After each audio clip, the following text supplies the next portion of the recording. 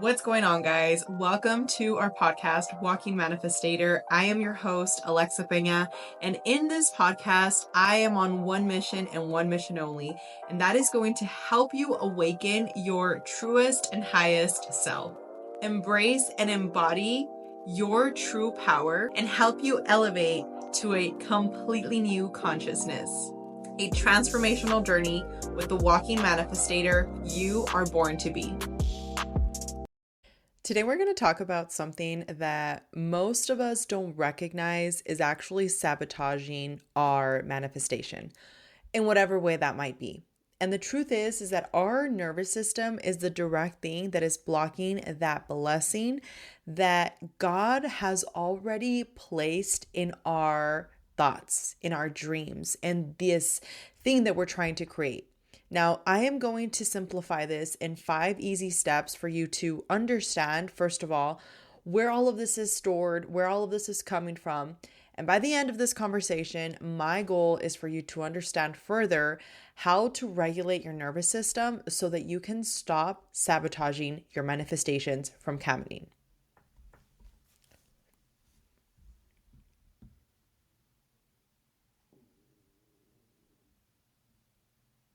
Hello.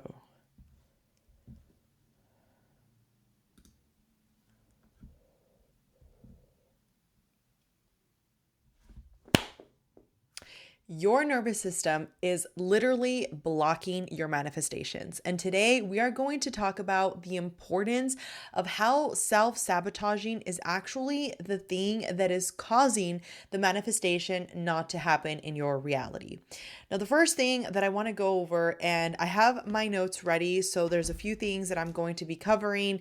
I have some points that I wrote down, is that our body remembers what our body tries to forget.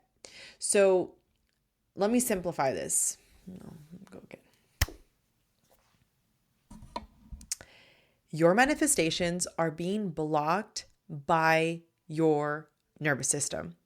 And here's the truth that most of us don't recognize. Our manifestations are directly correlated to the thing that we are in alignment with. You see, the reason why most of us are not attracting that next job opportunity, that next speaking gig, that next possibility, that ideal relationship, that ideal whatever it is for you, is because we're actually not ready to hold that blessing.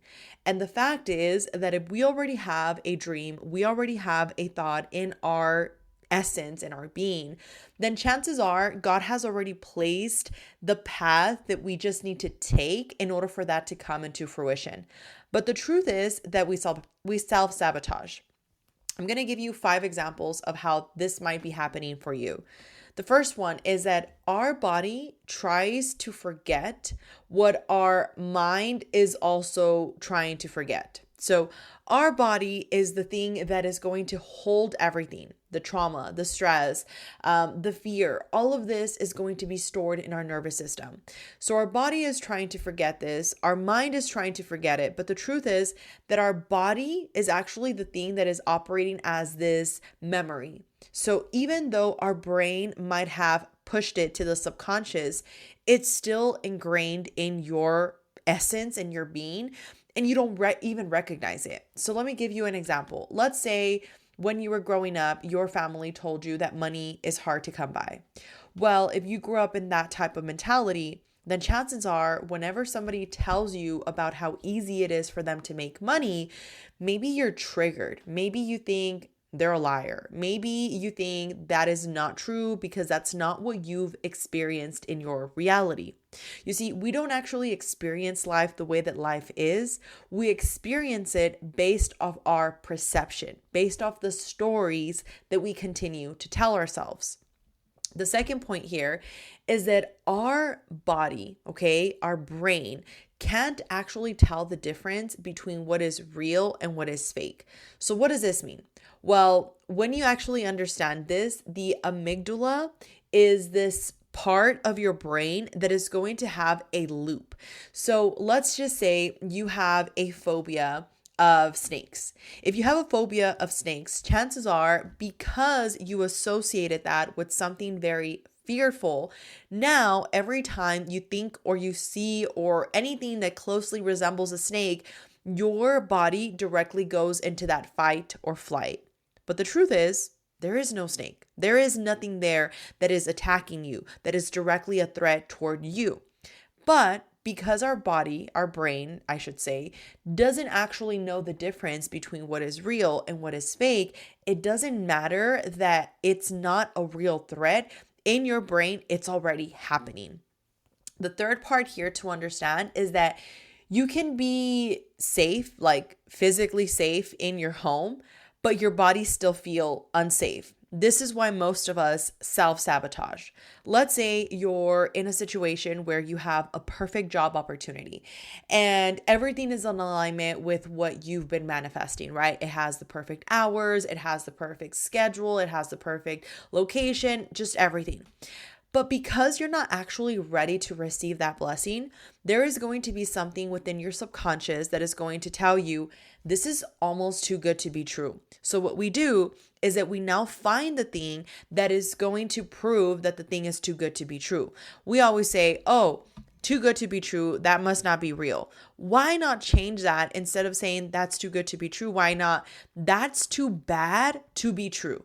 We don't say that. Our society has been programmed to literally believe that anything that is too good, it must be too good to be true. And this is really where you start self-sabotaging. You go into this spiral because you're not ready to receive that blessing.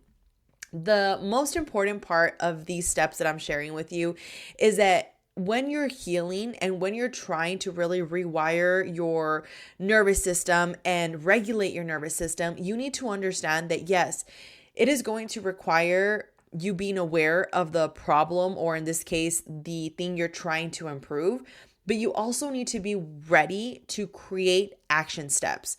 Not just thinking differently, but actually feeling differently. You see, when I'm in a rut, I typically tend to just like dissociate myself from people. I don't necessarily like to talk to people. I don't necessarily like to engage with people because I know that my energy is not at its best. And why is this important? Well, because obviously this is the thing that I'm working on. I typically dissociate myself from people. Therefore, it is something that I actively need to be more conscious about because that's the very thing that I need to improve on. Same thing for you. If you're talking about, okay, I want to be more accepting of blessings coming into my life. You can't just sit here and say, okay, yes, abundance is me, abundance is all around me, opportunities are constantly coming, when you don't actually feel in abundance. You're looking at your bank account, you're looking at the jobs that you have lined up, or you're looking at the jobs that you don't have lined up, and you're starting to get stressed. This is what creates more lack in your life. And the last step here for you to understand before I get into the steps of rewiring your nervous system is regulation. Access to peace, clarity, and better decisions. When you're regulated, you're going to have a better outlook in life. When you're upset, typically what happens to most of us is that we're upset, so therefore we don't want to talk to somebody, therefore we're in a bad mood, therefore we're talking to somebody in a certain way, and it's not necessarily in the best light that our state of being is in that moment. One thing that we can easily do is understand that that is an emotion that is fleeting. I typically, like I said, I like to stay away from people that I really love when I'm upset because I don't want to say something that I'm going to regret. I don't like to say something that I know later I'm going to look back at and say, oh my gosh, I was being super dramatic. I was out of line and I shouldn't have said that. And again, there's people that are different. There's nothing wrong with somebody's way of doing it. Maybe you're the type of person that you need to speak about the problem right then and there. I used to be like that. I used to be the type of person that if we had a conflict, I wanted to talk about it right then and there. Now I've grown to the point where I don't want to talk about it right then and there because my state of being is still not in the right mindset. So I want to regulate my nervous system. I want to take some time to process. And I really want to talk about that point or whatever I'm trying to share in a more calm state of being versus being in survival. Now, let's get into the 3 core mechanisms here when it comes to what is happening with your nervous system. The first one is that you're in a survival loop.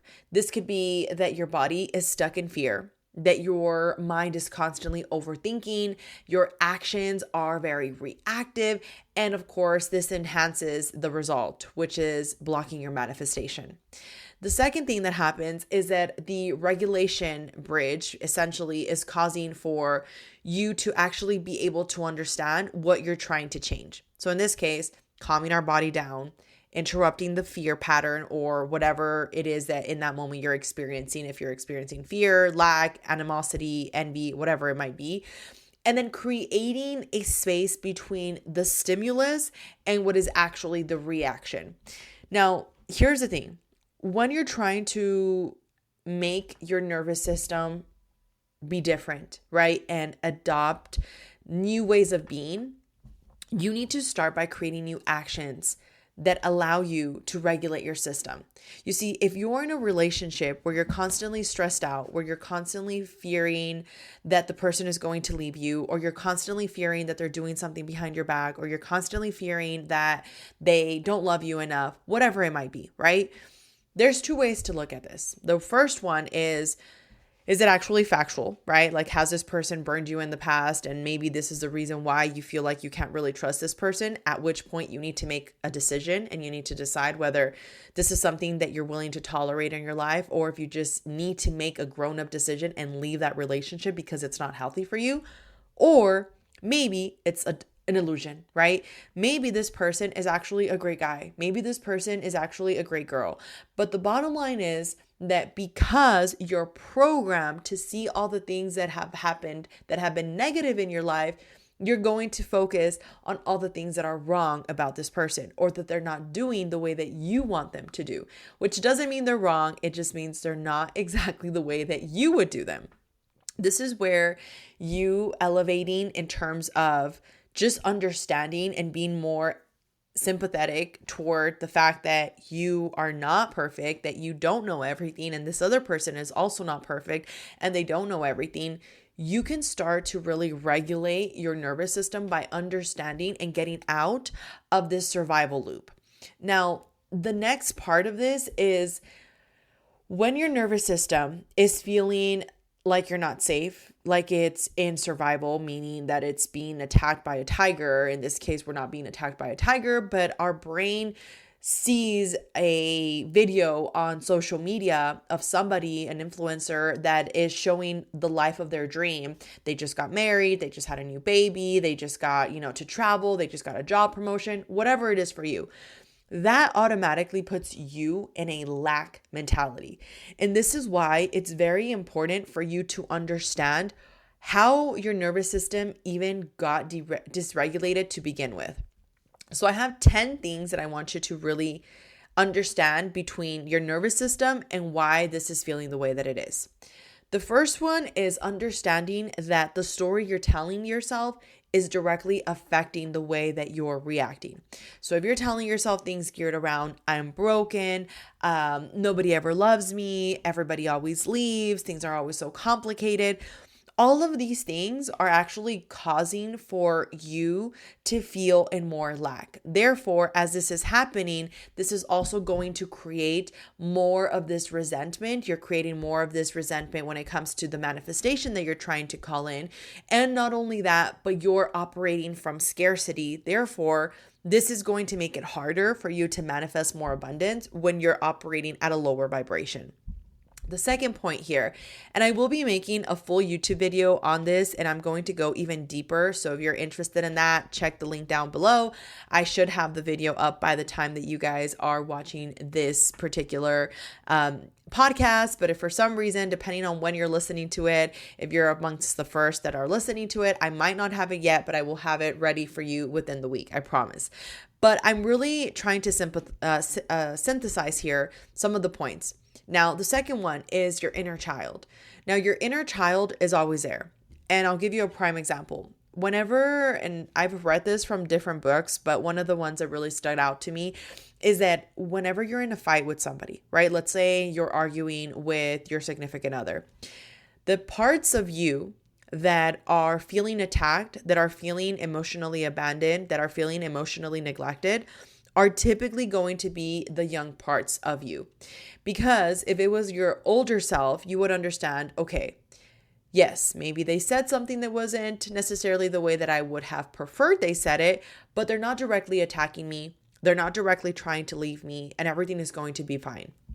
However, because in that moment we associate it with something painful, we associate it with something geared around people always leave, nobody loves me, and this is how things always fall apart, we now feel defensive.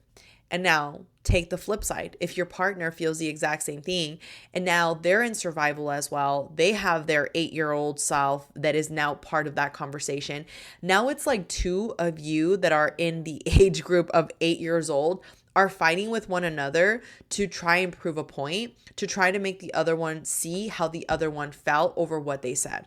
This is why doing internal work is such a game changer, because it helps you understand that that reaction is not necessarily coming from them, but it's actually coming from a subconscious part of them. The third part here is also understanding that you need to be willing to provide self-compassion to yourself. And I honestly am working on this myself because I can be pretty hard on myself. Like, I talk a lot about loving each other, and I'm very quick to love other people, and I'm very quick to love my kids and those that matter the most to me. But I know that there's still parts of me that judges myself. There's still parts of me that says, Alexa, you could be doing better. You should be doing better. And why aren't you doing this or that? And I just need to remind myself that the fact that I'm showing up, the fact that I have endured the things that I've endured and that I have been willing to continue to show up in spite of those things deserves a pat in the back. And sometimes we forget that. Sometimes we say that's not enough. Sometimes we say, well, that doesn't matter. We did that many years ago. Now it's a completely new era. Why are you happy over the past achievements that you've had? Well, actually, those are the things that keep you sane in the moments where it feels so uncertain. Especially for me, one of the things that I find a lot of pride in is remembering where I came from. When I remember where I came from and where I'm at now, it gives me this sense of good job. And of course, there's a balance between that because, at least for myself, I know that there's still so much more that I want to do. So yes, I have compassion for myself and I'm proud of myself, but then I still kick off that compassion with, hey, I'm proud of you. And because you've been able to do that, I know you're going to figure out how to do this next thing you're trying to do. Now, number 4 here is boundaries. And boundaries is a huge one because a lot of us just don't have boundaries, whether it's with ourselves, whether it's with other people, whether it's with our boss, whatever it might be. Boundaries is really what is allowing people to drain you, is allowing people to overwhelm you, to create chaos, and also, quite frankly, for you to create that in your own life. I'll use myself as an example because I believe that we learn the best off of telling each other stories. But recently, I feel like I fell off track with my weight loss journey. I was doing really, really good, and I had really gotten to a point in my life where I was really happy with my weight. But then I got to a point where I was like, you know what? I think I lost too much weight. I think I want to gain a little bit of weight. So that kind of spiraled into me gaining more than I originally bargained for. And I will be very frank with you guys. I stress eat. So whenever I get stressed, I feel like that's something that I'm working through because I automatically, if I don't do the things that I've learned, which is go to the gym, do something productive, find something else to do, and if I just allow myself to sit in that emotion for too long, I will end up resorting to eating something, preferably something salty and something chocolatey.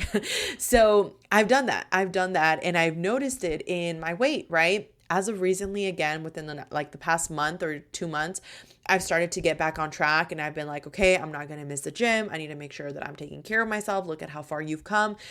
But the truth is that this is why boundaries are so important, because a lot of the times if we don't have these boundaries of no, I am going to make sure that I go to the gym, or no, I'm not going to accept those types of foods in my house, or whatever it is for you. You need to be willing and able to create this safe environment for yourself, because a lot of people say, and I've heard this from like people that have told me whenever I say, I don't like having junk food in my house. And they're like, oh, what? You have no self-control? And it's like, Actually, I have self-control, but I don't like to torture myself. I don't like to torture myself knowing that I have some great Oreos in the pantry and that I can't eat them. Like that is, I don't want that. So this is where you need to be willing to also see what are those boundaries that you should just eliminate and just cut them out of your life because they're not going to be conducive to that nervous system regulation that you're aiming for. Number 5 is the food that you have that you're eating is directly correlated to your frequency. And I've talked about this before, but it really is true. If you're eating greasy food, if you're drinking constantly out with your friends, if you're doing drugs, if you're doing all these things, they're operating in a lower vibration. And I'll give you a very vivid example. Take an apple, for instance. If you actually study a microscope, if you study an apple under a microscope, you'll see that it actually has this essence of energy that is still very vivid within this apple. If you study a cheeseburger from McDonald's that has been, processed and has all these, really nasty things that I'm not going to get into right now, but they're not conducive for your body. You know for a fact that this energy that you're consuming is now going to go into your body. And this is a reason why a lot of the times you feel depressed, you feel sad, you feel overwhelmed, you feel anxious, and you don't even know where this is coming from. Your gut is literally like your second brain. And when you can understand this, that more processed food equals more inflammation, this equals to more stress signals. The more whole food that you eat, the more stability and more calmness that you're going to feel throughout your nervous system regulation. Now, another important thing here, and this is like top of my list personally, breath work. Like breath work has been such a game changer for me.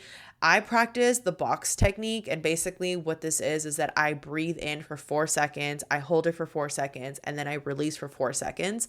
And essentially you're picturing a box. So you're going up, you're going sideways, you're going down, and then sideways again. You're literally picturing a box and you're soothing your brain. This tells your body that you're safe. And I've been reading this book called Breath. It's a yellow book by James Nestor. And honestly, it is such a great read. It talks a lot about all the science behind breath work. I love my Dr. Joe Dispenza. I love Becoming Supernatural. You Are the Placebo, Breaking the Habit of Being Yourself, my all-time favorite books. But I have really been enjoying this new book by Nestor. And honestly, it's a really great read. It shows you a lot about how your breath work really matters. And furthermore, I actually started using mouth tape at night because it's been clinically proven that when you sleep with your mouth open, not only does it cause bad breath, not only does it cause, for you to snore and eventually sleep apnea, but for those of us that are caring about our longevity and keeping our face looking nice and pretty, it actually deforms your jaw. So that was like a big realization for me. I was like, oh my gosh. And not only that, but it's been linked to memory loss. It's been linked to depression. It's been linked to you feeling like you didn't really get rest at night.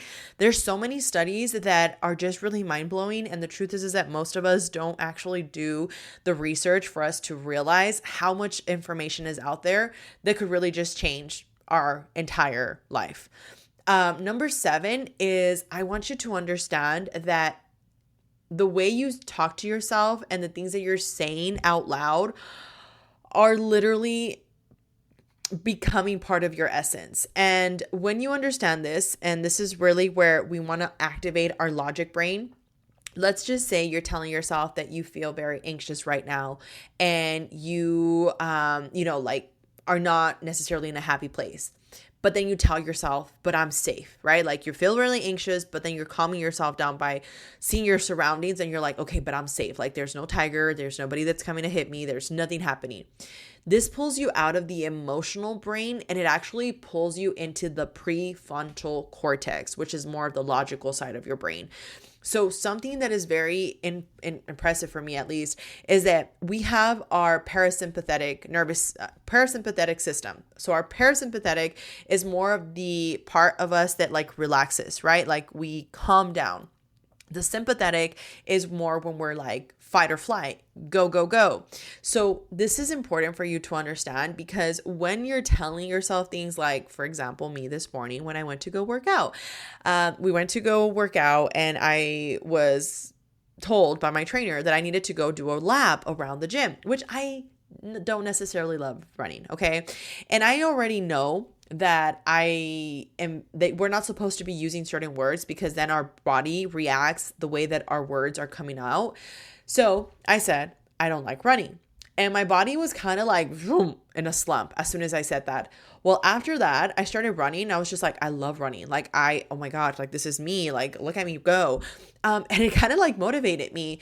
And needless to say, I finished my lap and I didn't feel the best at the end, but I wasn't dying. Okay. So this is really where you want to understand that your words are literally creating spells. This is why they call it spelling. So really be careful about these words that you're saying. Number 8 is, I really want you to understand that your body stores your trauma. And for me, a big thing that I've loved to do is there's like belly dancing movements that you can do, like literally on YouTube, you can find them. I also recently came across this Tibetan. I'm actually looking for the video right now to say exactly what it's called. It is called, let me find it for you guys. Where is it? Give me 1 second, guys. Okay, there it is. The Fountain of Youth. It's 5 Tibetan rites. I read about it also in this book, Breath. And essentially, it's another way of really releasing the stress in your body so that you can really let go of a lot of the trauma that is stored inside of you. And again, we don't realize how much trauma we really do have stored. But if you really think about all the things that you've been told to suppress, this really starts giving you a hint of why so many of us don't feel like we can really manifest, because automatically we're sabotaging. Now, the number 9 thing here is that, yes, there is proven science that shows that the overall I always mess up that word. Bilateral stimulation, EFT tapping, and humming is actually one of the things that calms the vagus nerve. And overall, it's helping you really regulate your system. So for example, me, whenever I am trying to regulate my nervous system, I try my very best to do something that is helping me with, again, for me, it's like breath work. Sometimes I will actually start humming. I don't do it as often, if I'm being real with you. But the meditation is a big one. I've noticed such a difference in my life when I meditate versus when I don't meditate. And it really just helps me stay more in a place of contentment and peace in spite of everything that's happening, versus focusing on everything that I want to happen that isn't happening. And the last thing here is going to be really geared around spiritual grounding. This is where I need you to understand that your body doesn't feel safe because of the fact that you're still trying to control everything. And at least for me, my relationship with God has really been something that has changed so many things for me. It's allowed me to feel more connected with myself. It's allowed me to feel like I don't have this pressure on my chest that requires for me to know everything. It's allowed me to know that I have like the real MVP on my side. And if you know my story, I mean, you know that I haven't always been a spiritual person. Like I haven't always believed in God. I believed in God when I was growing up. I was raised Catholic. At one point, I completely fell off the wagon. I believed in nothing but darkness. And God really did save me. God really did come through. I remember my grandmother would pray a lot for me. And thankfully, by the grace of God, I came to see the light, and I really started getting into a point in my life where I was like really into the manifestation stuff, and I'm still into the manifestation stuff, but I've really changed my approach from like manifestation, meaning that I'm not giving God his place. And I actually believe that God is the center of everything, and everything that I do along with him by my side is going to come into fruition when divine timing calls. And I've really allowed myself to release that control of wanting things to happen when I want them to happen, how I want them to happen, and for the reasons I want them to happen. I've just said, you know what, God, If this is your faith, like this is what will be. Please continue to inspire me. Please continue to guide me, help me to continue to have the wisdom to share the things that I need to share. And I'm not kidding, guys. Like this is what allows me to get on camera and talk about the things that I do and record myself, in spite of the fact that there's times that I'm like, what am I going to talk about? What am I going to say? And I'm just like, you know what? Just go. Like get off the plane, jump. The parachute will show up when it's supposed to. And I really resonate with this proverb that says, as a man thinketh in his heart, so is he. And that's from Proverbs 23:7. Because this really just shows you that it is biblical. Like this is biblical, that you should be able to understand that you have the power within you to create your reality. And also in Psalms 46:10, it actually says that be still and know that I am God. This is really helping you realize that like everything that you're trying to manifest, everything you're trying to bring into your existence already exists. The simple fact that you have this thought, the simple fact that you want this desire, the simple fact that you're aiming for this should be confirmation enough that God placed that in your heart. God gave you that gift, and there is a reason for it. So instead of allowing yourself to feed into the negativity, feed into the temptation, feed into the animosity, just remind yourself that you are here for a reason and that you're not going to figure it out. You're not going to be perfect without you taking inspired action. But when you take inspired action, God will show up with the parachute. God will show up with the boat in the middle of the raft. God will show up in the middle of the desert with the water. Everything is going to be exactly the way it's supposed to. And at least that has given me so much peace, because now I realize, and it really changed for me, honestly, like these past 2 years specifically, I realized that yes, it's nice to make money, but it's not just about making money. It's like, how am I feeling on the day to day? Like, who am I interacting with? Who are the people that I have? Now I'm very vigilant about, okay, is this client going to drain me? If they're going to drain me, I don't want to work with them. Is this client going to add to my life and my overall perspective about how I see the world? Then amazing. I want to get to know you. The same thing when it comes to like my trainer. Like right now, this new girl that I started working with, I'm like, oh my God, she's amazing. I really love her mindset. I love everything she's like building. She's like the first person in a long time here in El Paso, where I'm at, that she's actually very much in alignment with a lot of the things and principles that I want and have for my life. And most of the times when I talk to people, it's very like I'm talking to them about all their potential and they're looking at me like I'm crazy. And this is the first person that I talk to that they're like, I know my potential. I just need to go for it and keep doing it. And I know your potential, Alexa, and you just have to keep going for it. And I'm like, yes. This is where I tell you that alignment starts happening. Without you realizing, you start attracting the right people.